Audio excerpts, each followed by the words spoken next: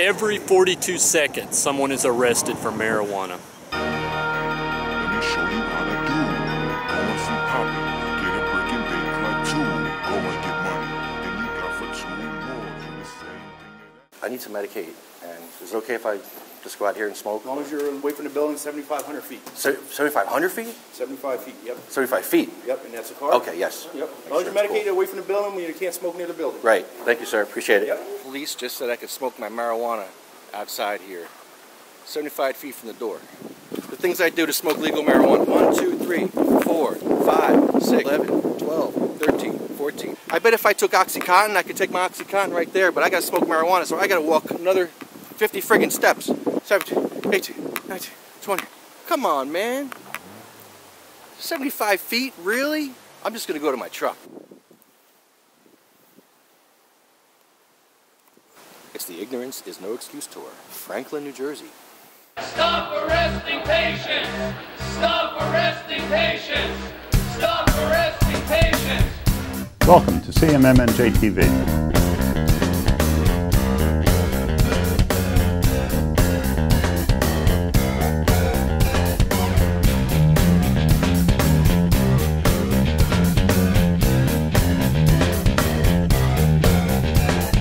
Every 42 seconds, someone is arrested for marijuana. I'm Ken Walski, Executive Director of the Coalition for Medical Marijuana, New Jersey. The mission of our organization is to educate the public about the benefits of marijuana. Marijuana is a safe, effective, and inexpensive therapeutic agent for a wide variety of diseases, symptoms, and conditions. No patient should suffer needlessly without it, and no patient should ever go to jail for following the advice of a doctor. Join us and learn more about the exciting science of medical marijuana. Welcome to CMMNJ TV. I'm Ken Walski, Executive Director of the Coalition for Medical Marijuana, New Jersey. I'm here today with Jim Miller, the President and co-founder of the Coalition for Medical Marijuana, New Jersey. I'm the co-founder of the Coalition for Medical Marijuana, New Jersey. I'm here to have a brief chat with Mr. Jim Price. He's the website administrator for the Coalition for Medical Marijuana. We all know that alcohol leads to deterioration of the liver. It can manifest in violent behavior and can exacerbate depression. That's beyond debate. If you take the position that cannabis is less dangerous to one's health than alcohol, if we looked at them in a side-by-side comparison, what is cannabis and what do you mean when you say it's less harmful? When we say that cannabis is less dangerous than alcohol, you can use whichever objective metric you want. I mean, whether we're talking about the physical damage that alcohol does, the neuroprotectant benefit of cannabis, loss of productivity on the job, harm to society, risk of overdose, a degree of impairment, risk of physical dependence, alcohol is by far the more dangerous substance, proven over time. We celebrate with alcohol. We demonize and criminalize cannabis. It makes me want to not have a drink later when I go home. When you line it all up like that, I thought I had a good grip on it. You know, and we do often hear people say, I really need a drink, or I've had a hard day at work, I could use a drink. It's said so often that you don't really bat an eyelash at it. But in reality, if you're already depressed, alcohol can worsen your depression. Does cannabis have a comparable effect? Can it worsen depression if it was taken in the same vein of that you really needed something, but rather than alcohol, if it was cannabis, could it also worsen depression and could it make a bad day worse? From a pharmacological standpoint, alcohol is a central nervous system depressant. This system regulates our breathing, our heartbeat, and our consciousness. You can go to a bar on your 21st birthday and line up 21 drinks on the bar, consume them all, lose consciousness, slip into a coma, and die. They are consuming a substance that is acting on a part of the brain that regulates life. That is why we see the risk of overdose when taking opiates, and the same is true about alcohol in a dose-dependent manner. Cannabis has therapeutic, physiological, and mood-altering qualities because of components in the plant known as cannabinoids. Those cannabinoids interact or act on specific receptors known as the androgenous cannabinoid regulatory system within the human body. While there are specific receptors present in the brain, there are very few in the brain stem, unlike opiate receptors, which alcohol also affects. This is the reason why it is incapable of causing life cessation, meaning the end of life. It is not present in the central nervous system, which regulates life. You know, I've heard a lot about the effects of cannabis from prohibitionists, and all drugs have side effects. I think we've all had an opportunity to drink too much alcohol. I did one time. And the next day, you know, we feel lousy, you got a headache, dehydration, sometimes vomiting. They're known by a really innocuous name of the day after effects, as if that's just to be expected. What are the side effects of cannabis? Well, Jim, there's a common joke about the community that cannabis gives you the munchies. While that may be true and would back up one of the primary prescribing reasons for Marinol, observation shows us that a typical cannabis consumer has a healthier BMI, which is your body mass index. And this means that their bodies are typically leaner, not fatter. Cannabis is not a single molecule plant.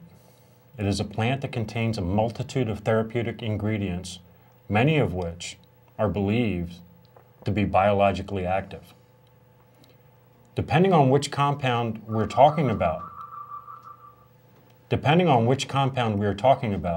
there is either going to be a mood-altering effect, a therapeutic effect, or a physiological effect. Yes, cannabis can increase your heart rate and blood pressure temporarily. Some first-time users report tachycardia, which is a faster than normal heart rate while a person is at rest. A healthy adult heart normally beats 60 to 100 times a minute while at rest. If you experience tachycardia, the upper and or lower chambers of the heart can increase in beats. This is why I think a patient's handbook, which is a recent project that we've undertaken, is a necessary tool that can be utilized.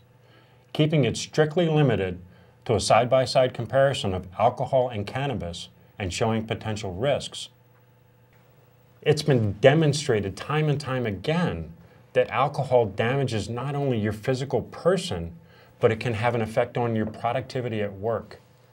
It can manifest itself in violent behavior towards your spouse or your children.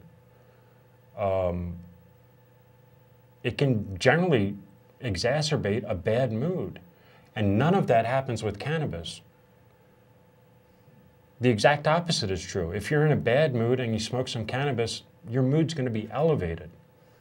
We don't fully understand all of the cannabinoids in cannabis. So we don't know what every single thing in the plant does. But I can tell you that prohibition is a lot more dangerous to people than actually consuming cannabis. Prohibition. Speaking of prohibition, cannabis is on what's called Schedule 1 in the Controlled Dangerous Substances Act. How did it end up as Schedule 1? As I understand it, a Schedule 1 drug has no accepted medical value in the United States. It has a high propensity for abuse. Everything that you've said seems quite opposite that, and yet it's still in Schedule 1, which keeps it from being studied in many cases. How did it get in Schedule 1? I mean, how did that happen? What happened? We could actually guess at people's motivation back then and try to determine what their true reasoning was, but I think the truth is a lot easier to come to. It was actually added to the Controlled Substances Act in 1970 under Richard Nixon's newly formed DEA. And while there may be a racial aspect to that, I do know that President Nixon asked for a report to be generated on the benefits of using cannabis. When that report reached his desk, he decided to ignore it. If you look at a side-by-side comparison of cannabis and alcohol, it's really clear which one should be on the Controlled Substances Act and which one should not. A, alcohol does not have any therapeutic value whatsoever. If you want to make that argument a little bit finer and go with the red wine argument, yes, there are components in red wine where a glass a day, and we're talking about 8 ounces or less, of red wine can actually have a health benefit to it. Beer, it's not there. Whiskey, it's not there. Vodka, it's not there. Cannabis is always there. Of course, when you have different strains, you're going to have different effects, whether they be physiological, mood elevating, or physical health benefit.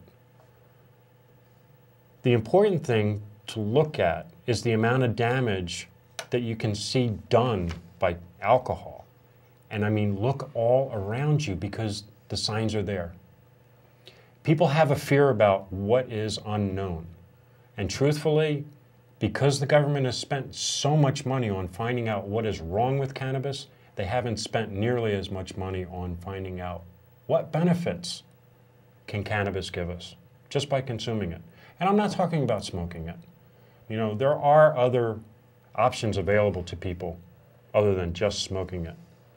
If you look at the Controlled Substances Act and Schedule 1, there are 3 criteria. It has no health benefit.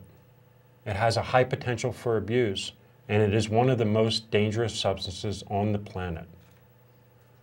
Looking at that, and then the drugs that it shares Schedule 1 with, which basically are LSD, MDMA, and a number of other really physically wrecking substances. Cannabis does not belong there. Could alcohol be added to Schedule 1? I believe it could. Very, very good. And the Schaefer Commission that you refer to, that was done at the behest of Richard Nixon, actually say very much what you're saying. I mean, it's just a more in-depth paraphrase of Judge Francis L. Young, the administrative law judge with the DEA, saying that it being in Schedule 1 is arbitrary and capricious. And that's the only time I ever hear the word capricious used. But I know what it means. Yes. And I appreciate you putting it in a context that's easy for me to understand as well as anybody else. And thanks for being here today and sharing what you know with us. While we have you here, everybody's got a story. Some would rather not tell it, some don't mind. And I have watched you go from being an advocate to an activist. And I know it involves a personal story. I actually have never really asked you to tell me about it. I pick up what I know. But would you mind telling us your relationship to cannabis, the personal story, why you've come to do what you do and what your personal interest is? I know what you do for everybody else is not because of you. You do for other people like I do for other people, but you have a reason that you do this originally, and if you don't want to share it, I understand. But how could I not after that long introduction? How could I just sit here and say, no, I'm not sharing it? Then I did my job. So what's going on, Jim? It's like you said, you know, I don't do this for myself. I know how to take care of myself. I know how to do what I need to do in order to survive. But unfortunately, in September of 1999, I suffered a workplace injury. I was a company guy, and being a company guy, you always want to try and protect the company. Of course, I didn't know that I was going to hurt myself. So that was a little disconcerting. But anyway, there was a box, a 110-pound box of weights. It's in a retail store. It was in the middle of the aisle. And in my opinion, it was a trip hazard. So it had to be moved. Unfortunately, we had just gone through a workforce reduction, which we do around that same time every year. We reduce the number of hours that we are allowed to have for our employees, so I didn't have somebody that I could call to come and move this box for me. I'm a big guy. I've always been a big guy. At that point, I believe I weighed 235 pounds with a 32-inch waist. So you can imagine the kind of musculature that I had on my frame at that point. So a 110-pound box of weights didn't even raise an eyebrow for me. Unfortunately, moving the box dropped me to my knees immediately. And because I had been in the gym the number of times that I had, for the duration that I had, for the number of years that I had, I just assumed it was muscular. And you know what? I've had backaches, and I've had backaches directly from lifting weights. So it didn't raise my caution, really. I just thought, it's muscular, not a big deal. I continued to work for 2 weeks after that until I really couldn't stand the pain anymore. And I asked to see the company doctor. At that appointment, the company doctor asked me, "Why are you still working?" To which I replied, "I have to make money in order to take money home and provide for my family, so that's why I was still working." And he said, "You're out of work effective immediately." Not only that, but the injury happened in September, and I was operated on by December. I mean, just as quickly as they could make it happen. And if you can imagine the red tape that they had to jump through with the insurance company, getting the doctors on board, all of these things happening and then happening that quickly, you know my situation was dire. So basically what happened was I herniated the disc between the vertebra L5 and the vertebra S1, which is at the very bottom of your spine. In my estimation, it's the most difficult disc to herniate, but now we're finding out that more people are herniating it. Also, the two discs directly above it are not herniated, but they're absolutely bulging. So you have 3 discs in a row that are putting impact on the central nervous system, the nerve root, on a daily basis. Not just a daily basis, but a moment-to-moment basis. It's causing inflammation. The nerve root doesn't like to be disturbed. It likes to just lay there and do its job. It doesn't want things pushing up on it, and basically that's what the disc was doing. So what they did was they did a partial discectomy and a laminectomy.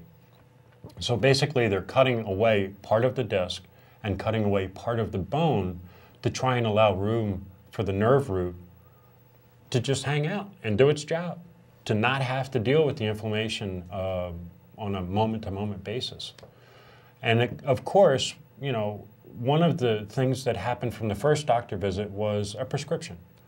And back in those days, they were handing out prescriptions like candy on a doorstep at Halloween. You have pain? Here, take this. And of course, the first prescription was for Percocet. And I remember the dosage exactly. It was 5 milligrams of codeine and 325 milligrams of acetaminophen.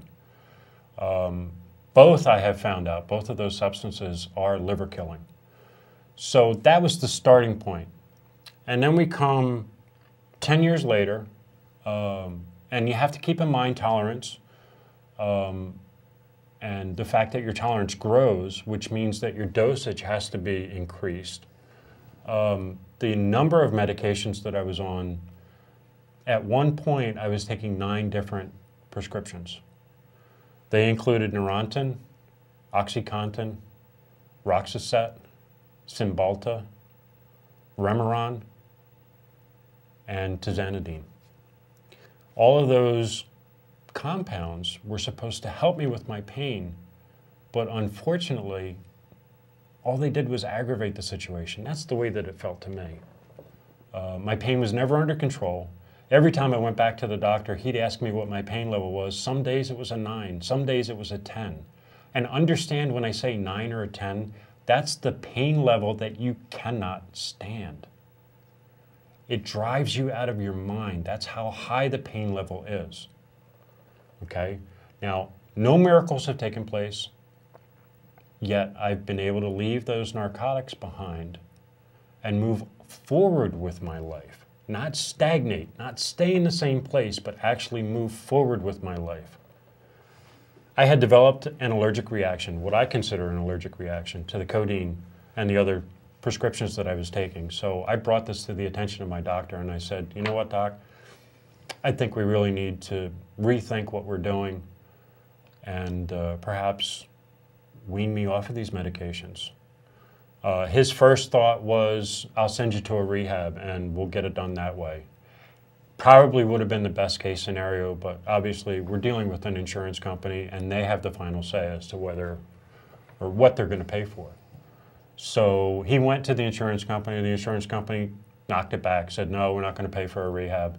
And yet the insurance company is the one that's paying for the pharmaceuticals every month, which my bill on any given month was anywhere between $2,600 and $3,700 for the number of prescriptions that I was taking. Okay, so doc, codeine isn't working. And we went the other way too. You know, I took morphine sulfate in the form of Cadian. I took the fibromyalgia medication Lyrica, which is also a nerve agent. It's a lot like Neurontin is, and it's supposed to help with neuropathic pain. So we took a break from the codeine, we went with morphine, that didn't help. We took a break from Neurontin, went with Lyrica, that didn't help. Now we're back in the same position that we were before. I'm on Neurontin, OxyContin, Roxicet, all of those drugs. And I'm developing skin rashes and redness. And I brought this to the attention of the doctor. He had one word to say to me, and I will remember that word for the rest of my life. He said Marinol. Marinol. Okay, I've never heard of this drug. I have no idea what it does. I don't know what it's based on. So I go home and I start my research. I have to say, my doctor is the reason why I'm an activist today. He started me on this path with that one word, Marinol. Wow. And certainly not a Lyrica commercial. When was that? When did you first hear about Marinol? What year? Just so we get a time reference. It was in 2010, and we're in 2014 now. So just 4 short years ago is when I stopped taking the narcotics, started taking Marinol, and around the same time I started supplementing with cannabis in the raw. So you supplemented Marinol with raw cannabis? Yes. Okay. Because my research had showed that THC alone is probably not enough to help you with your pain. Component of marijuana that was overlooked for a long time is cannabidiol, referred to as CBD. What can you tell us that you know about cannabidiol? And it's become very well known now, especially through use in pediatric forms of epilepsy, is where it's gotten national recognition. But a lot of people still don't know much about it. They just hear CBD, muscle relaxation. Is there something you could add to it that I might not know about CBD? Absolutely, and not to lose the entire audience right now, going into the deep science of things, which I like to call myself the science guy when it comes to cannabis. Oh, he is. Yeah. Stop it. He's also a bully, but CBD has anti-inflammatory properties. It has neuroprotectant properties, which is why it works with children who have epilepsy. It acts as a cell rebuilder in the brain. You know, a common prohibition statement is that cannabis causes brain damage, when it's the exact opposite. It doesn't cause brain damage. It can actually help repair the cells in your brain. The anti-inflammatory properties of cannabis, the neuroprotectant value, there are, you know, we say CBD, and CBD really doesn't tell the entire story. There are 60 known cannabinoids of them. You have a special receptor in your brain for CBD. There are actually 2. They're called CBD1, CBD2. Those receptors only react to cannabidiol. Why would we have this system in our bodies if we weren't meant to use cannabis? I invite anybody who's a prohibitionist, anybody who says you shouldn't be doing this, to show me the science of why we shouldn't be doing this, and have a mind that's open enough that you'll accept my answer, which is science-based research on how it can benefit humans. It shows. I'm a perfectionist, and I don't like making mistakes. So I surveyed the crowd of people who had high profiles as activists, and I decided on Mr. Jim Miller as my mentor. That's a pretty heady compliment, but I want to thank you, Jim, for sitting here and talking with us today. And I want to especially thank you for sharing your personal story, because I know you do guard your privacy, as many people do. I appreciate you doing that. I hope to have you back. The thing is, Jim, it's not really a privacy issue. It's more of, I'm well versed in my story, and I really don't understand why people would be interested in my story. I don't get that. I have been telling my story a lot more recently. I did it in front of the State House with our weekly Trenton protest. Yeah, I got to say, let me interrupt you to say how refreshing that is, because mostly I know people who their story is all about them. I know a lot of that. It's seldom that somebody says, I don't know why anybody wants to hear about what I have to say. It's true. It's because it's relevant. That's why. It's because people can understand it, and it's because you're kind of that everyday guy. You can't see your pain. You're a big, strong guy looking like that. And I think it helps what you're saying now, that we can all understand that you can't just look at a person and recognize the level of his disability by what you see. So no, not I think at all. that's And awesome you know what? right there. I remember the comment that you made the first time I visited you at your house. Your comment, word for word. You look healthy as hell, man. For more information about the Coalition for Medical Marijuana New Jersey, join us at our free public meetings on the second Tuesday of every month at the Lawrence Township Library in Mercer County, New Jersey, from 7 to 9 p.m. Snacks are served and all are welcome. Remember, every 42 seconds, someone is arrested for marijuana. Every 42 seconds, someone is arrested for marijuana. Every 42 seconds, somebody's arrested for marijuana. Every 42 seconds, someone is arrested for marijuana. Every 42 seconds, someone's arrested for marijuana. Every 42 seconds, someone is arrested for marijuana. Every 42 seconds, somebody is arrested for marijuana. Every 42 seconds, someone is arrested for marijuana. Cada 42 segundos está uno arrestado por marihuana. Every 42 seconds, somebody is arrested for... Cada 10 segundos hay todo mundo por marijuana. Every 42 seconds, someone is arrested for marijuana. Every 42 seconds, someone is arrested for marijuana. It could be you.